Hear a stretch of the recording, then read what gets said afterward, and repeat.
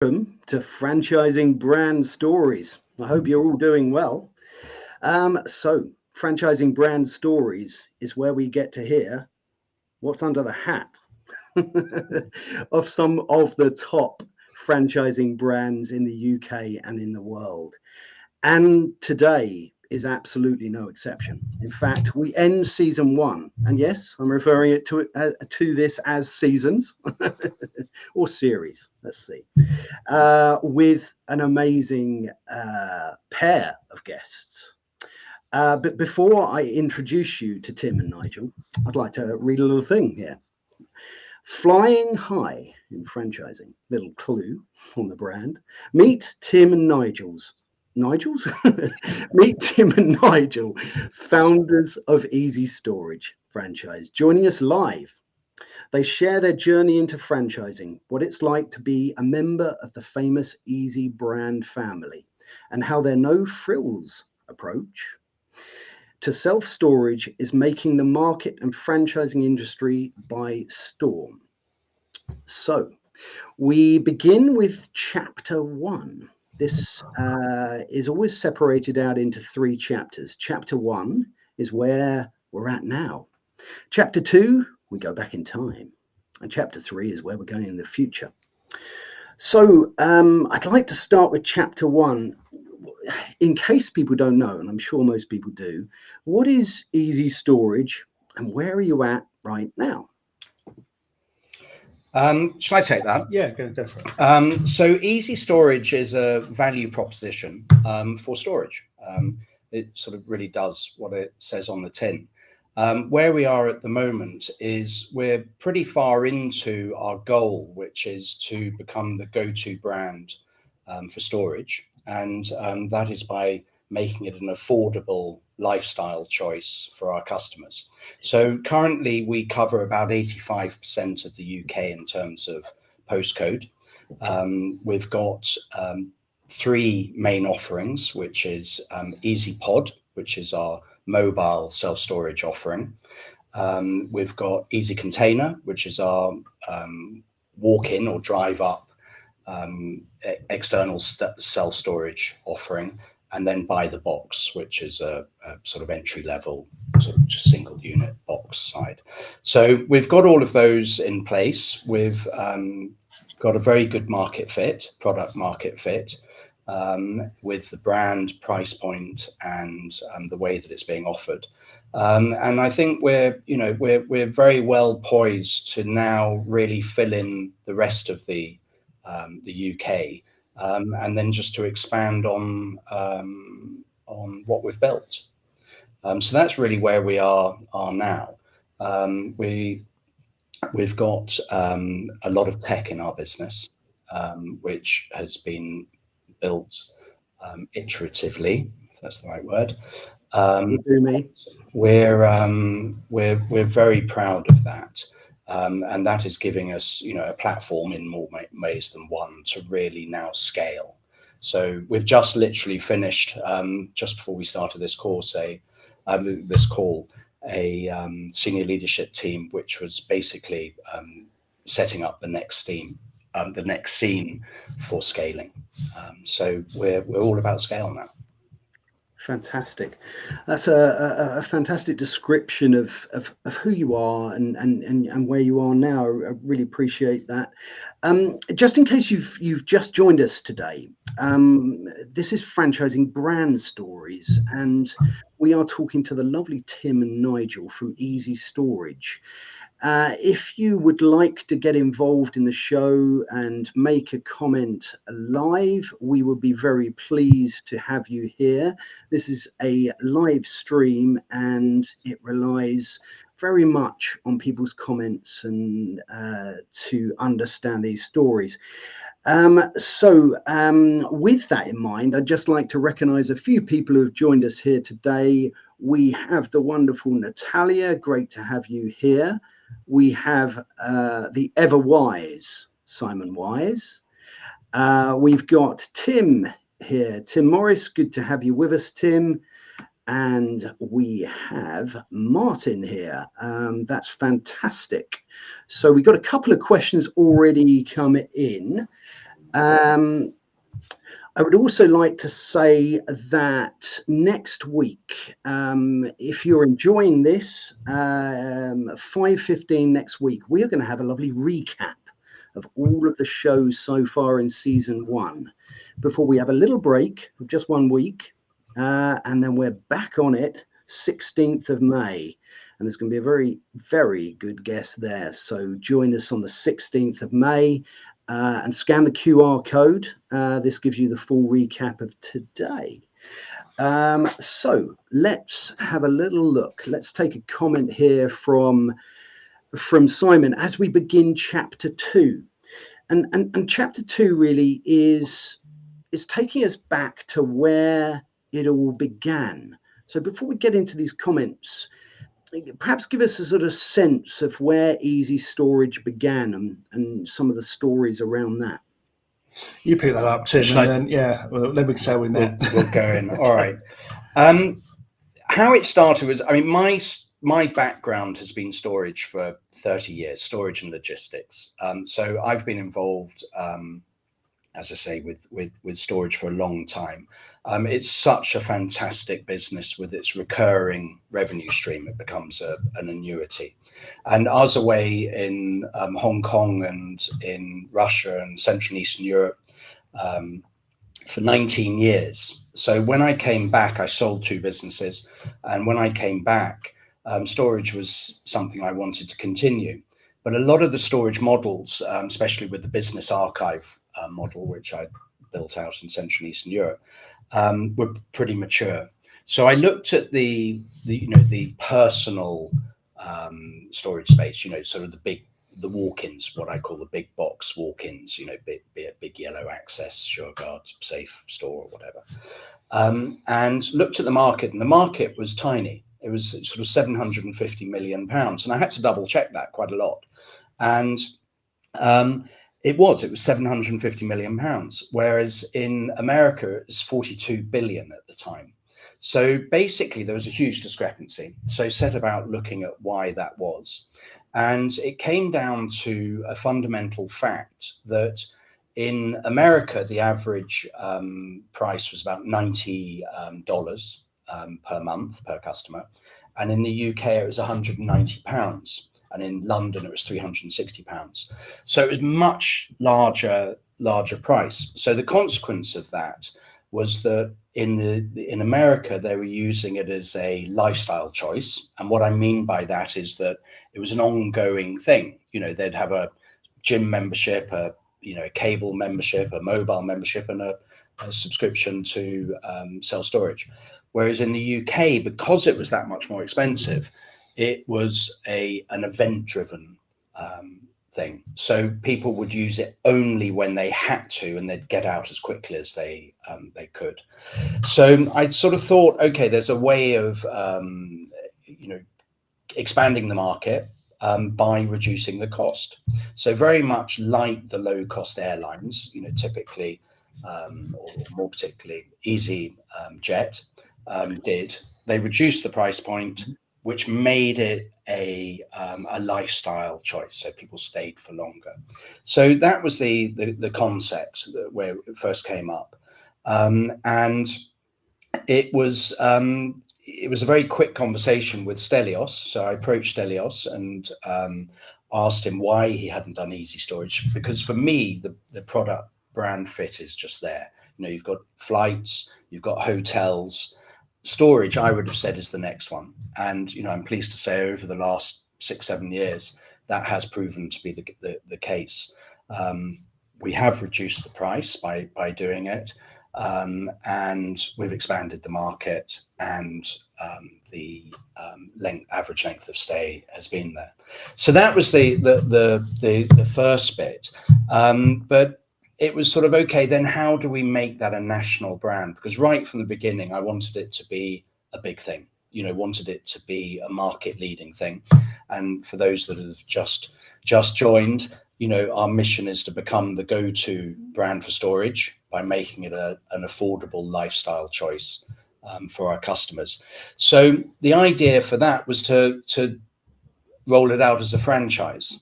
And that enabled us to have really engaged business partners at the coalface, giving top service, and it enabled us to roll it out quite quickly. So I sort of had a look for a non-exec to help with that, because I didn't know very much at all about franchising, and Nigel's name came up repeatedly.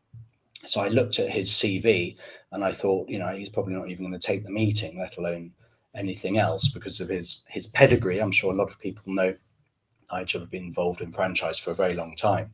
But anyway, we met, and it was meant to be an hour's meeting. After about 8-9 hours, we both said we had to go.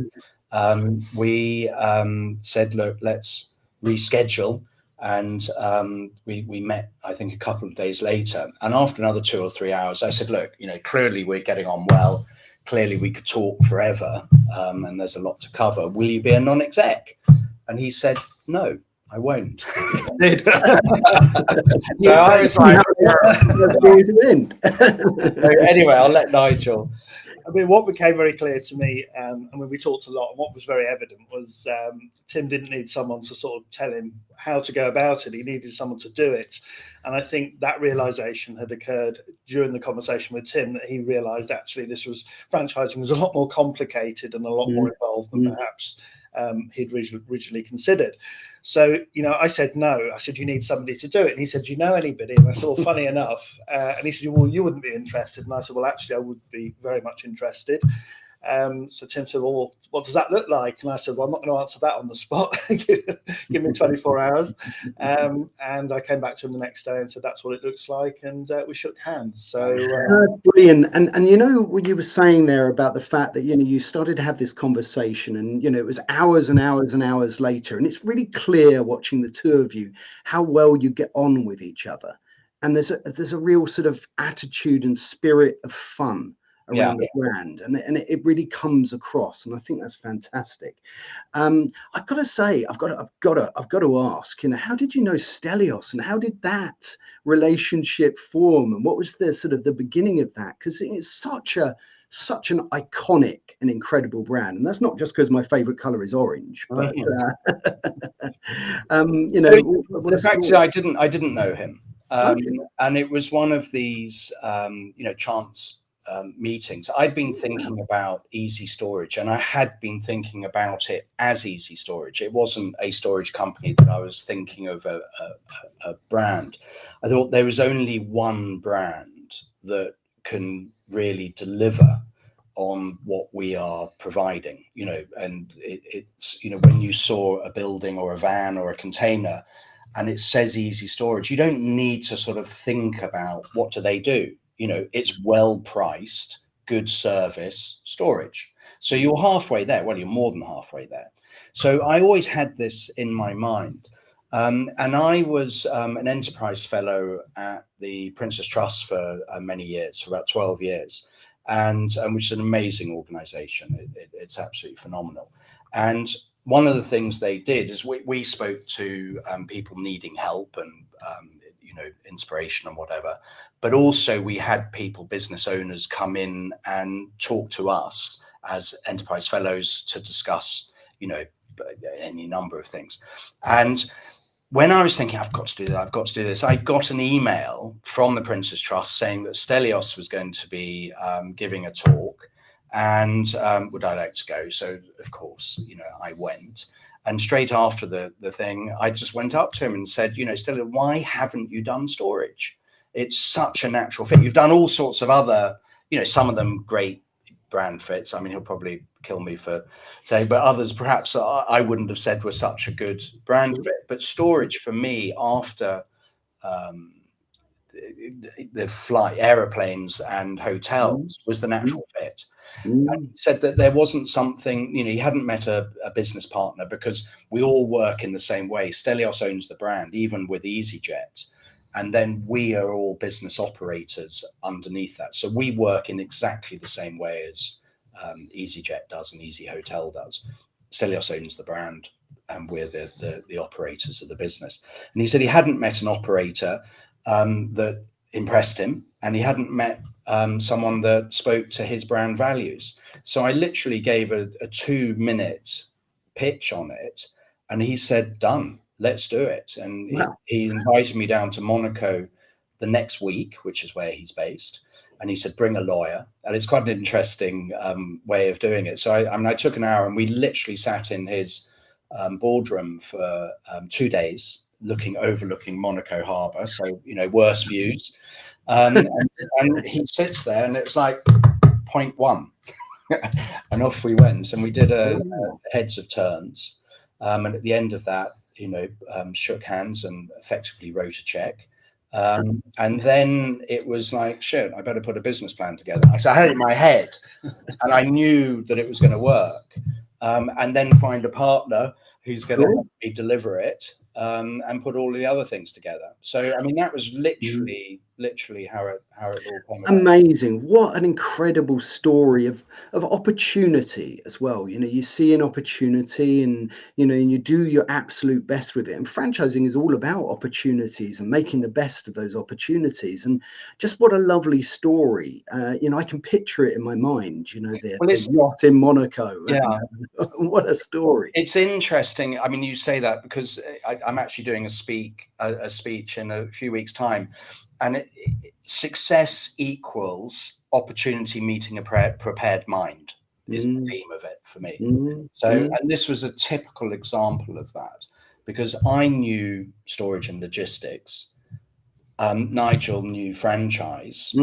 All we really needed was the brand to deliver those two elements. I say all. I mean, it makes it sound all very easy.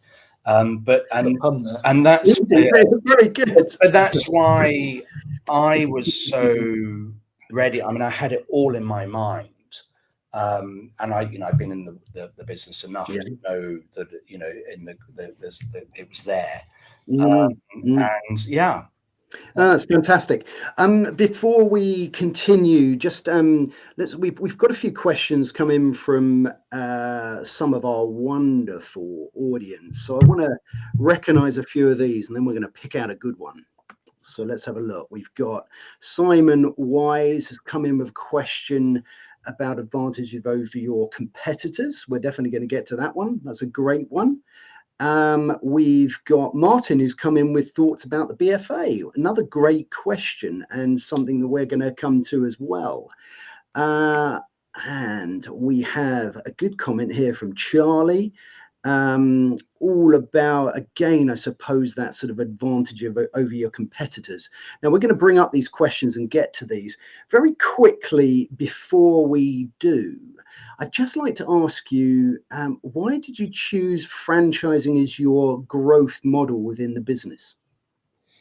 I mean, I'll pick that up. I think one of the things that was pretty evident was that we needed to scale the business fairly quickly, and franchising gave us a platform which would facilitate that. And the second real thing that was quite important was, I mean, as Tim said, I've been in franchising for over 35 years now. And the caliber of person that we would bring in as a franchisee would be significantly different to somebody we would have employed as perhaps a branch manager. And we wanted to bring in a more entrepreneurial, especially at an early stage, an entrepreneurial franchisee who was able to, want to scale their operation too. And we always saw that the franchisees would be operating, potentially multi-million-pound businesses themselves. So it was going to have to be somebody who had the ability to be able to really deliver and grow and have the vision to do that, whilst being excited by the brand. The second part of it, we talk very much domestically, but we have the worldwide rights to the easyStorage brand, and it's really important to us to be able to replicate what we're doing in the UK right across the world, certainly anywhere easyJet flies. So establishing the UK model and proving the concept through franchise makes it very scalable internationally, and that's very much part of our ambition. That's fantastic. Thanks very much for answering that one, and that's a great answer to that as well. I mean, I love what you said there about who you were looking for. That you were looking for entrepreneurs, because it's sometimes difficult to sort of put a franchise, that your perfect franchise avatar, or however you would put that, into a box and say these are the people we were looking for. Yeah. But I'm going to ask you it anyway. Okay. What type of people do you think make good easyStorage franchisees? You know, I mean, this is the question I get asked a lot. You know, what do you look for? What makes a good franchisee? And I would first of all say there is no mold or stereotype that we look for. We have lots of really good franchisees, and they are as different from each other as you could potentially get. So we're not looking to replicate a stereotype in any way. Within the franchise operation, we have two sort of main categories or two product offerings. One is easyPod, which is a mobile storage solution, which is what I would call quite hands-on business. It involves the franchisee operating vehicles, heavy goods vehicles, operating warehouses, teams of people.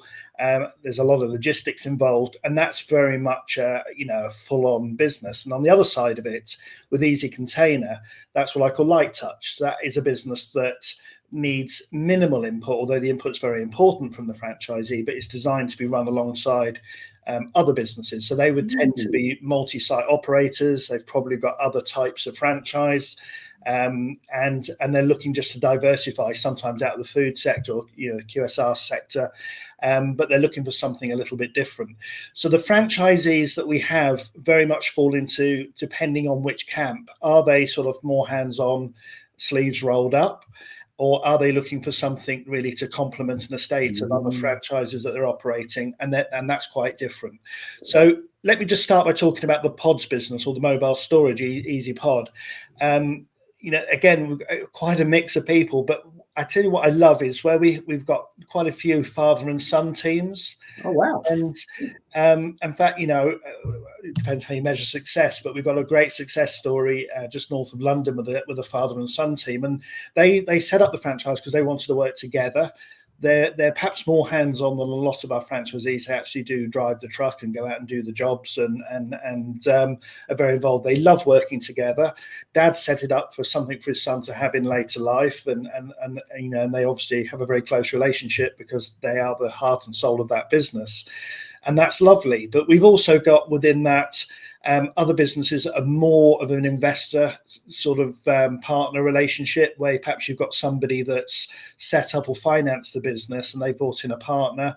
And I think that's important. Whoever's operating it must have equity within the business. Otherwise, they just don't have that sort of meat in the game. And that is very important to us. And they run that on a far more commercial basis, with perhaps more drivers employed and staff employed, and operate it more on a management basis. So the pods business is full on, but everything from father and son right through to a management franchise works.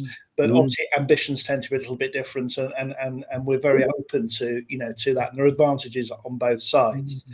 Coming to Easy Container, very different types of people.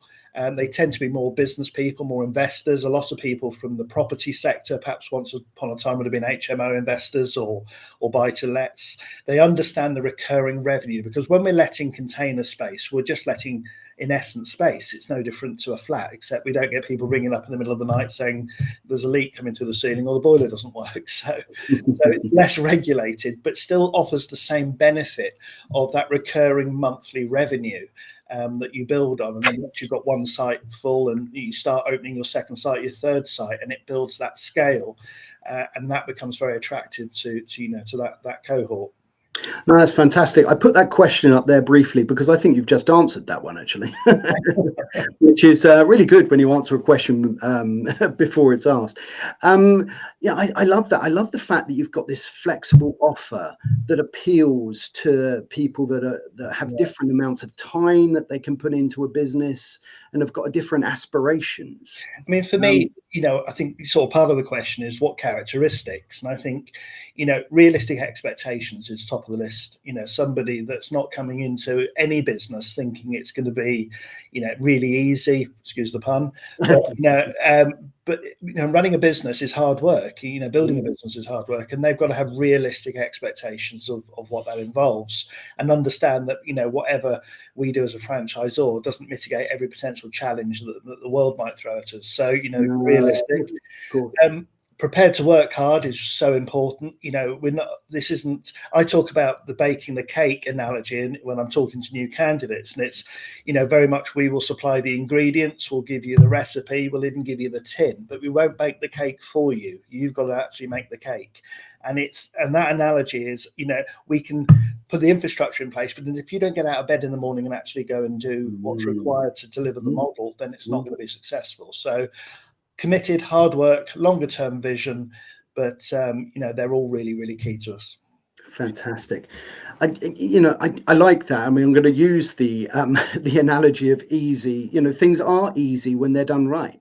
You know, and when you've got a great model and a great brand, they start to become. You can apply the word easy, but getting to easy is not always. You know, it can be a bit tricky and it can be hard. And if you've got the right stuff behind you, then you know, you can certainly apply that there. You've answered loads of my questions before I've asked them, which is it's all good stuff here. It really is. I just wanted to say, in case you've just joined us today, this is Franchising Brand Stories, where we get under the hat of some of the top franchising brands in the UK and in the world. And today we are lucky enough to speak to Tim and Nigel of easyStorage. A fascinating story we've heard so far. And if you'd like to scan the QR code on the screen right now, that will take you to the replay. So if you're watching this in the future, then you can find out all about it. I'm going to let's have a little look, because we've got some great questions and we've got a fantastic audience of people. Let's bring up a comment here from Simon. Simon's put, what does the franchise prospect journey look like and what can they expect?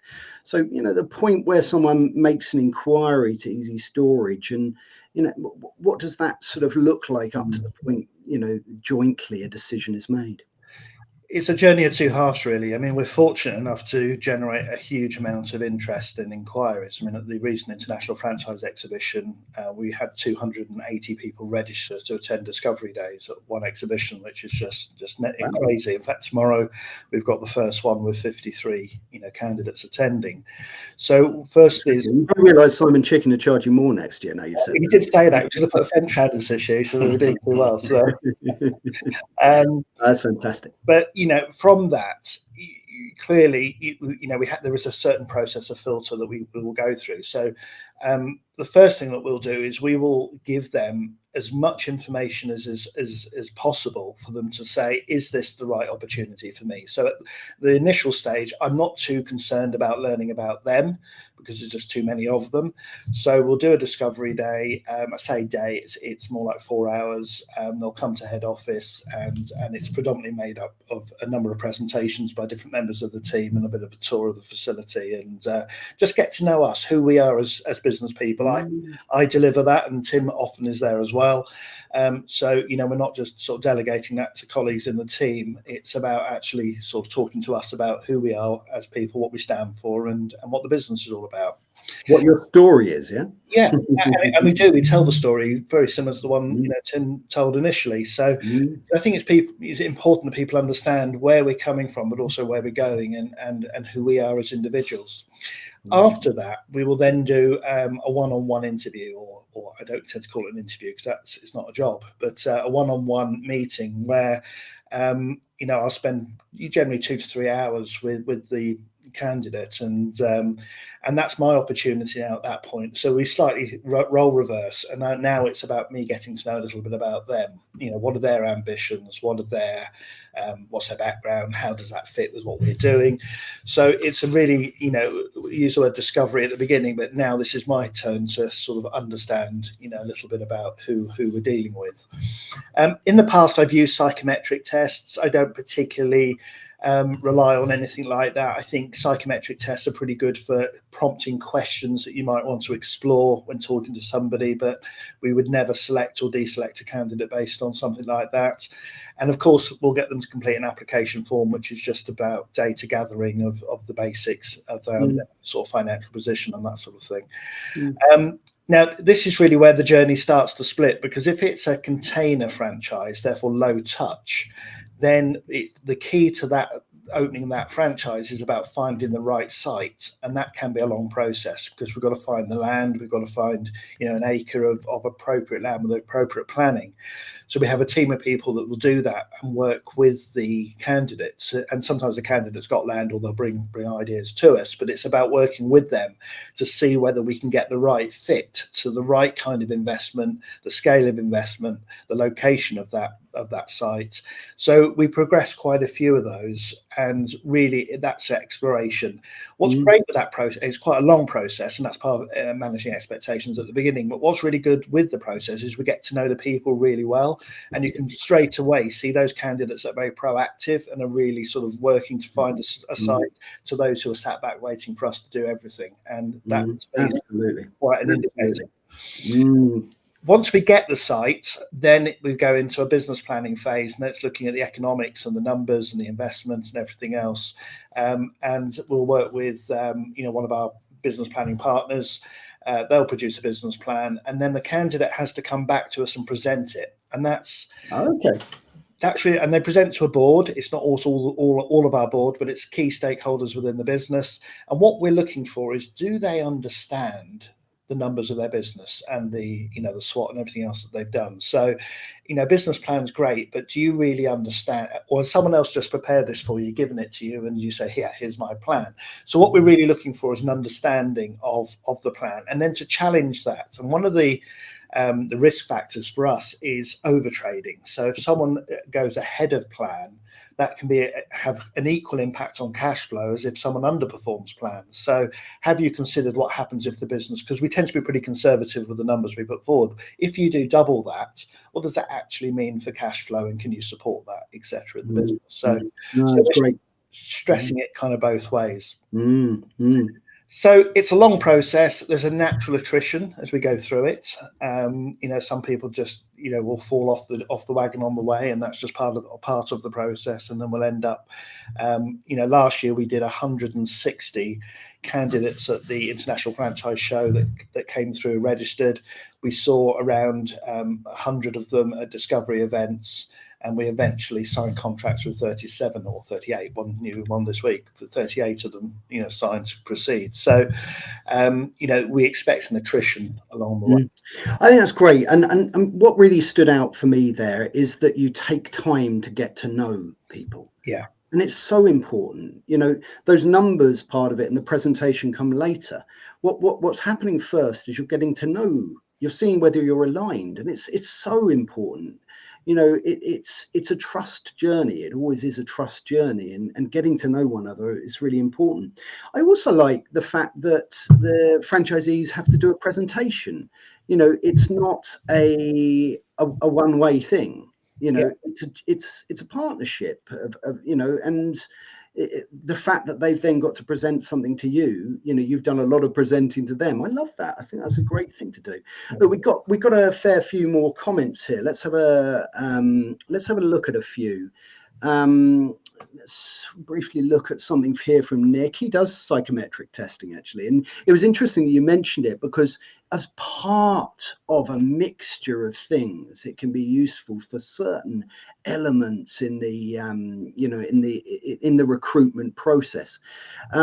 Let's have a quick look at one here from Stephen.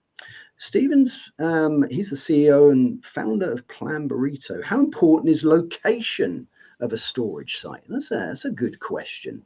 You said there that 85% of the country is covered. That's quite a lot. But what's your answer to that one about locations? So, it depends which perspective you're looking at. From a customer's perspective, absolutely. For a container site, a customer's travel time is no more than 15 minutes, or typically a 6-mile radius. So the location is really key to finding the right piece of land with the right audience.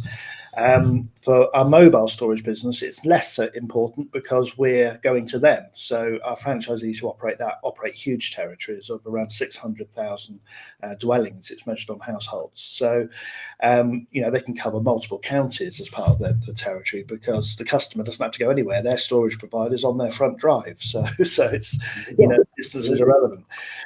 In terms of our franchisees and location, for our container franchises, ideally within an hour's commute of the site is what we're looking for. They're not having to be there very often because they're unmanned sites and they're operated remotely through a monitoring station in Doncaster and other technology that Tim alluded to that we use. But they need to be able to go there should there be a reason to, and therefore an hour's commute is really the maximum we like. And for a pod franchise, the mobile business, they've got to really live on the territory in which they're operating. So, Fantastic. And we're going to move on to a question from Simon soon. But there was a question that I really wanted to ask you. You know, you've been in business for a while. You've met lots of wonderful and fantastic people and franchisees. And there must be some stories, life-changing stories that really sort of stick out in your mind. But you know, is there one story of a franchisee and what they've achieved and what it's meant to them that really sort of sticks out for you? I think there are a couple. I mean, again, they're all quite unique. I mean, we've got a couple of police officers, both been in the police force all their career, and suddenly got an ambition. They've retired from the police force and want to do something on their own. And I think watching their journey has been fantastic. This is very alien territory to them. They've worked in a regime where they're told what to do every day. They haven't had to really think about what a day looks like, and all of a sudden they're faced with every challenge that a business throws at you. And they've brought their daughter in, which is fantastic. Yeah. So it's a really nice family. You're saying father son. It's sort of husband, wife and daughter. It's great. Right. And she drives the van, the lorry. So that was it was sort of really interesting, but it's great. She's on Channel 4 if anyone wants to watch that. Yeah, what's that program called? Do you remember? Not wife swap. Lazy git of a husband or something. It was all about how the role reversal in the relationship, and she actually does the driving. Wow, that's a great story. He's not. He's a good man. He is. But also, I think from a success point of view, our franchisees in Sussex, they started like everybody else with one small territory, and they were very early adopters. So came into the business really as one of the first franchisees. And, they've survived through the COVID period and Brexit and all the other challenges that we've had. But, and there's been some bumps along the way, but they now operate 3 territories. They've just taken on a warehouse that's 44,000 square feet. So that's an acre indoors. And they're opening one of the container sites, a pretty big site also in the South Coast. So their business has gone from, total startup with some pretty challenging times to one of our biggest operators. And watching that journey and being part of that and, sitting down with them on lots and lots of occasions, and talking about how we're going to progress and shape things. They've been very instrumental in some of the strategies that have been deployed by the franchisees later on. That's for me really inspiring, and we recognise, it's so difficult. I was just about to say, and there's and but I think I know we've only got. No. You know what? It's the stories. Yeah. It's exactly what you've just said there. That we love to hear. So keep talking. If there's another story, we'll just keep going. We don't always see eye to eye with we don't always agree on everything, but it's how you sit down, and work through those things, and empathy is one of our values that's really important. So how are they feeling? Why are they feeling like that? Could we do things differently? And we've really prided ourselves on communication is something we've worked on very hard. And apart from all the normal things like franchise councils and working groups, we have what we call town halls, which are like large regional meetings. We have our conference, which unfortunately is in Monaco, so we've got to go over there with all our franchisees next month. But on the yacht again, hey. Yeah, we have to do that, unfortunately. But also last year, we launched a podcast which is inward facing. It's not for the public. It's just for franchisees, because one of the things that we realised, and this actually came from a lunch. I took some franchisees out for lunch, and at the end of the meeting, Alex said to me, that was the most useful meeting that we've ever had. And I said, well, there was no agenda and we didn't really talk about very much. He said, exactly. He said, I learned more in that meeting than I've learned in any of the sort of more structured and formal meetings. And I thought that was wonderful. I thought, apart from going for lunch every day with everybody, which would be great, but not practical, how can we capture that? So we formed last January a podcast, and we set up a studio which we have in our head office, and the purpose of it is a bit like this, really. We just sit and talk about stuff going on in the business, not stuff that's worthy of putting in the newsletter or, you know, making a big feature on. It's just how we're feeling, things that are happening, new joiners, that sort of thing, initiatives, thoughts. And, you know, and it's evolved into something that's probably the most important form of communication that we have in the business, and certainly valued by franchisees. Amazing. Yeah, you're right. And you said there, you know, about communication, also sometimes about not planning these things. Sometimes these things just happen a little bit by chance. And when you maybe go for a walk with somebody, or like you say, go out for lunch with somebody, and there isn't a big agenda or a whiteboard, but it's just a really enjoyable conversation. And you mentioned something else that I thought was really key about how people feel. You know, if someone's going to remember one thing about you, it's how you make them feel. Yeah. And I think that really comes across. I love the story about the family that were in the police, and, you know, and how that started to change their outlook. I think that people that are in those sorts of services, and even the armed forces and so forth, make excellent franchisees or potential franchisees, because they know how to operate to the absolute top and best of their abilities within a set of guidelines. So I think it's fantastic to hear. Look, let's it was just such a lovely story. I just wanted to continue on with that. Thank you so much for sharing. Let's have a quick look at a question that Simon's put here.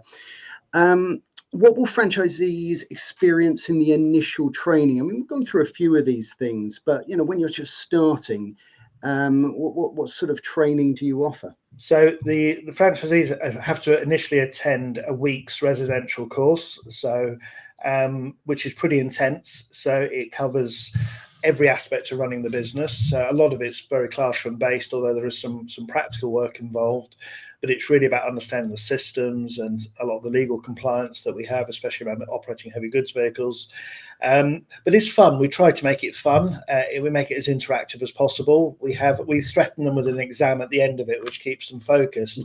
And actually, we have a simulated game of Who Wants to Be a Millionaire, and that's actually what the questions are at the end. So that's fantastic. You get all this stress all week, and then we play a game, and it's actually good fun. But it keeps people focused, and there is a serious point to it. But so that's the classroom side, and then before they can actually go live, they then have to do a certain number of days actually out in the field with either a buddy franchise, so a neighbouring one, or our HQ team, because we obviously run quite a big operation ourselves in the same way they do.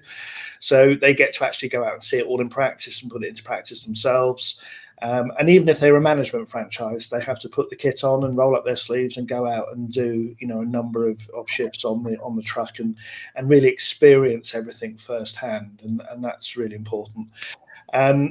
That's the initial training. Then we have a platform which is a lot of online training, which is how our operations manual is actually constructed. It's actually built into a platform of lots of modules, and each module is a learning module with an exam or test or quizzes, I think they call it, on there, so that we can validate all the key things that they're doing, especially for the continuous development and ongoing learning.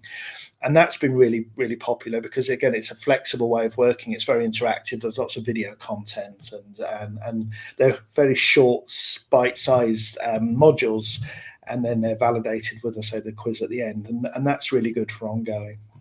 No, that's great, and I love the fact that there's a common theme that keeps coming in here, and it really comes across, and that's that people have fun. And, you know, if you've got to attend something like that, yes, of course, you've got to learn. But in making that fun and in making that enjoyable, then people want to learn. And it really comes across very well. We've got a couple of, we are starting to draw towards the end, but we've got a couple of other quick questions that perhaps we could have a little look at in a bullet point form, because I know you've got to go. I could keep you here for hours chatting. It's always good. But Charlie's put, do you find franchisees need to raise money for their businesses or are they mostly self-funded? How do you help people with the sort of the financial elements of the business? Yeah, it's a mixture, and even those who are self-funded, we would still recommend raising finance, because at the end of the day, having a provision behind them if they want to grow or expand or do something else is always good. So we very much encourage that. We've worked with HSBC very closely through really since we started. Of course, I've known HSBC and the team there for many years. But it's been fairly straightforward. The business plans are done externally, as I said. We don't mark our own homework and give them the business plan. It's something that has to be done independently. I think the bank appreciates that. We also invest an awful lot of time with the main banks, HSBC predominantly, where we share a lot of information with them about us and our business. They come to the office on a regular basis. They see a lot of the tech developments and data that we have.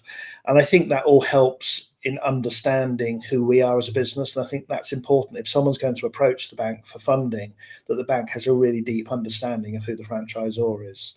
So we've been very fortunate. I don't think funding's been an issue for anybody. It's been fairly straightforward. I wish the interest rates would come down a bit, but yes, I think that, but you certainly work with it and clearly support people. We've got one more question that we're going to squeeze in here. I've just put a QR code up on the screen, which conveniently takes people to the section of your website that tells them a little bit more about franchising with easyStorage. And while people busily scan that QR code, let's have a look at probably a final comment here from Simon. In fact, let me I want to put that one back on and I'll read it from here. Simon's put, Tim, having started from ground zero in your knowledge and experience of franchising, you've come a long way for sure and built a truly impressive franchise system. What do you think of franchising now? Great question. Thank you, Simon. Franchising, I think, has been the cornerstone of our success, along with the brand. And I think I knew that right from the beginning. Having the brand, people would expect it to be national, if not international, very quickly.